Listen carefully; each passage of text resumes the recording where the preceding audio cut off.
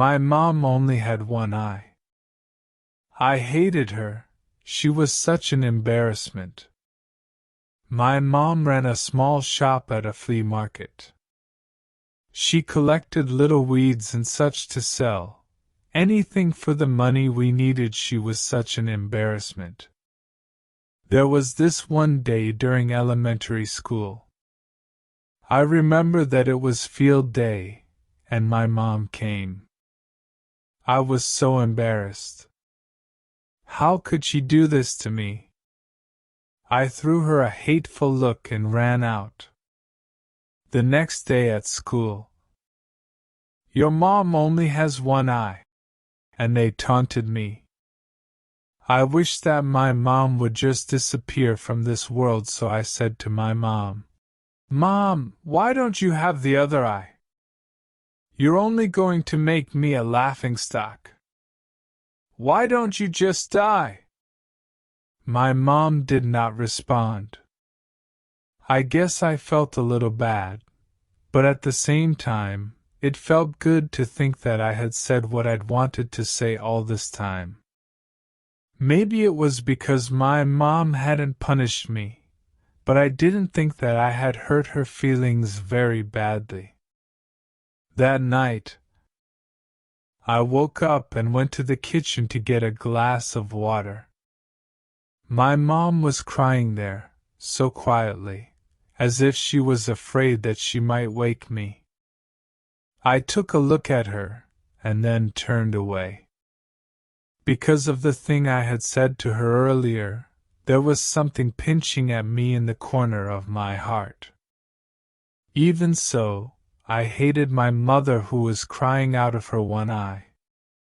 So I told myself that I would grow up and become successful because I hated my one-eyed mom and our desperate poverty. Then I studied really hard.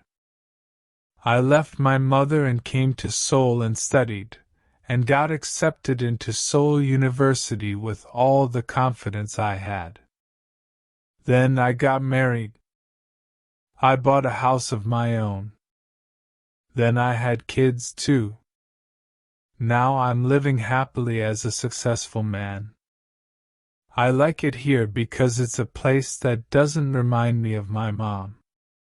This happiness was getting bigger and bigger when someone unexpectedly came to see me. "What? Who's this?" It was my mother, still with her one eye. It felt as if the whole sky was falling apart on me. My little girl ran away, scared of my mom's eyes. And I asked her, "Who are you?" "I don't know you," as if I tried to make that real. I screamed at her, "How dare you to come to my house and scare my daughter? Get out of here now!" And to this, my mother quietly answered, "Oh, I'm so sorry. I may have gotten the wrong address," and she disappeared. Thank goodness, she doesn't recognize me. I was quite relieved. I told myself that I wasn't going to care or think about this for the rest of my life. Then a wave of relief came upon me.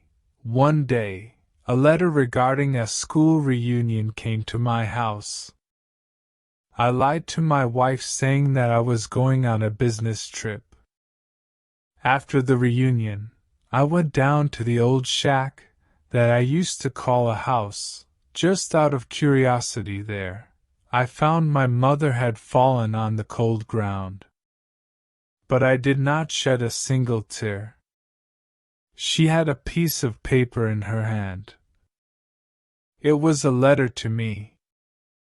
She wrote, "My son, I think my life has been long enough now. And I won't visit Seoul anymore, but would it be too much to ask if I wanted you to come to visit me once in a while? I miss you so much. And I was so glad when I heard you were coming for the reunion. but I decided not to go to school. For you.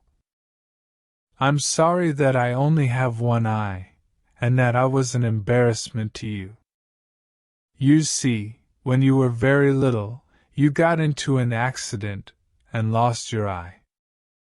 As a mother, I couldn't stand watching you having to grow up with only one eye, so I gave you mine. I was so proud of my son that was seeing a whole new world for me, in my place, with that eye. I was never upset at you for anything you did. The couple of times that you were angry with me, I thought to myself, it's because he loves me. I miss the times when you were still young around me. I miss you so much. I love you. You mean the world to me. My world shattered. I hated the person who only lived for me. I cried for my mother. I didn't know of any way that will make up for my worst deeds.